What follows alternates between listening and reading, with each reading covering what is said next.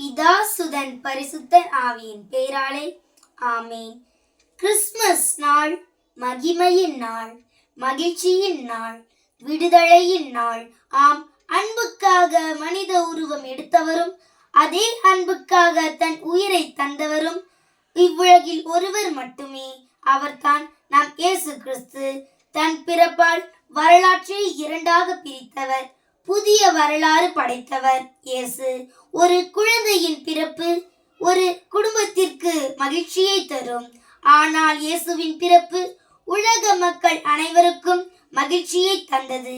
இடமின்றி அன்று மாட்டுக்குடிலில் பிறந்த இயேசு இன்று நம் இதய குடிலில் பிறக்க ஆசைப்படுகிறார். ஏழ்மையில் பிறந்த இயேசு நம் எளிய உள்ளத்தில் பிறக்க விரும்புகிறார்.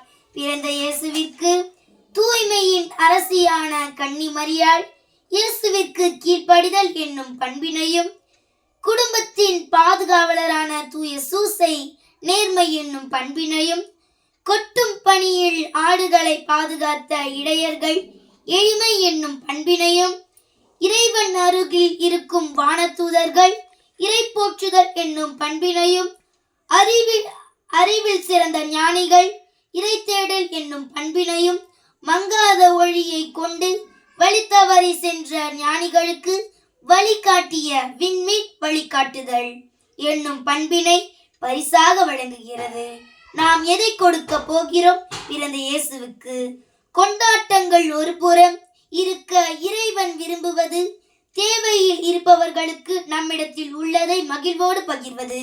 ஆம், தூய உள்ளத்தோடு இறைவனை வரவேற்போம்.